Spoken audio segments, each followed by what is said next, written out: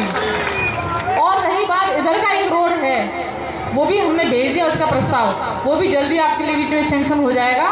तो ये रोड तो आपका बन जाएगा जल्दी। क्योंकि मेरे को सबसे पहले मैं यहाँ आई थी, एक कार्यक्रम में आई थी, तो कमल भाई ने और काफ़ी हमारे सभी बंधुओं ने ये कहा था मैडम ये रोड बन जाए। तो उसमें हमने पहले जब आया था रोडों का जो लिस्ट में हमने सबसे पहले यही रोड रखा था, तो वो जल्दी आपका सेंक्शन हो गया।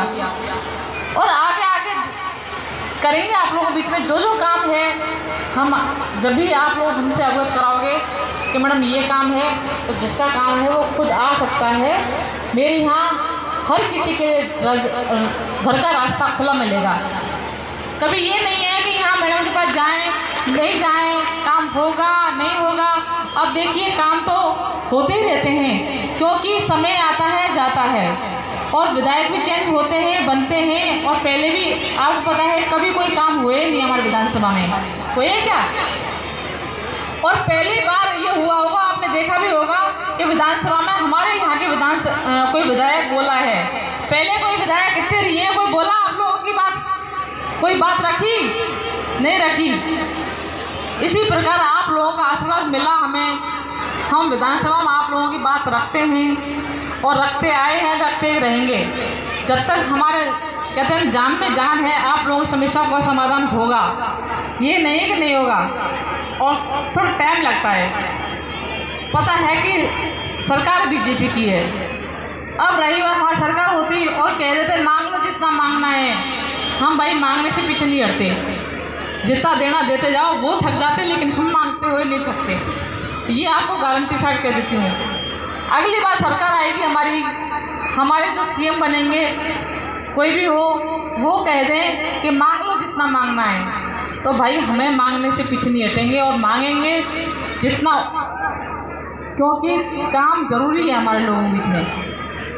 काम हो जाते हैं तो हम इतने वहाँ विधानसभा में इतने चिल्लाते नहीं कि भाई हमें भी काम चाहिए, क्यों काम हो जाते, कोई काम हुआ नहीं है। इसलिए आप सबकी, मेरी माता बहनों की, मैं माता बहनों से ये कहूँगी और इसके साथ साथ कि आप अपने बच्चों को पढ़ाएं लिखाएं। बच्चियों को कभी बच्चों से कम न समझिए। और आज मैं मंच पे बैठी हुई हूँ, मैं भी किसी की बच्ची थी। आज हम कहते हैं माँ बाप का भी नाम रोशन हुआ, ससुराल वालों का तो हुआ ही है, लेकिन दो परिवारों को लेकर चलती है बेटियाँ क्या नहीं कर रही।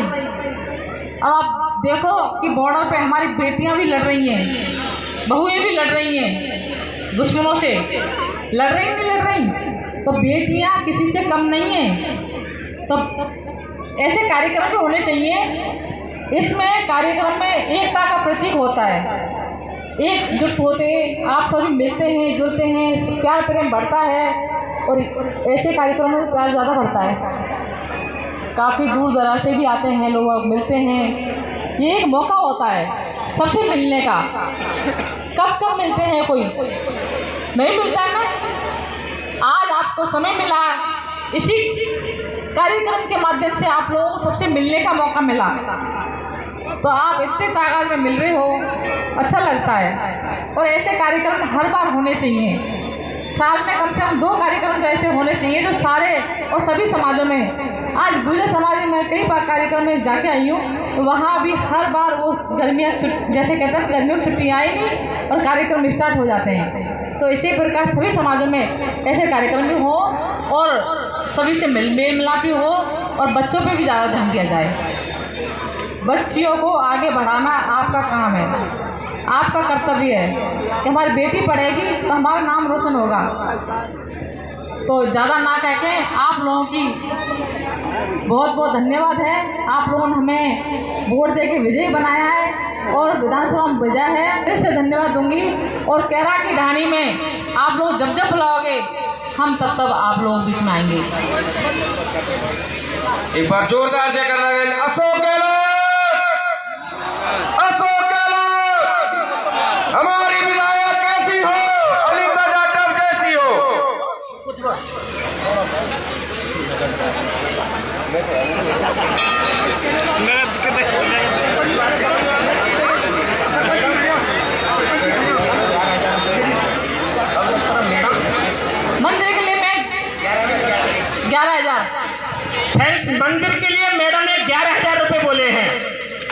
कोई बात नहीं, मैडम ने कुछ तो बोला है, बोले राधे राधे। मैडम हम द्वारकाधीश के जीते हैं, अरे हम द्वारकाधीश के जीते हैं, इसलिए बेफिक्र जीते हैं।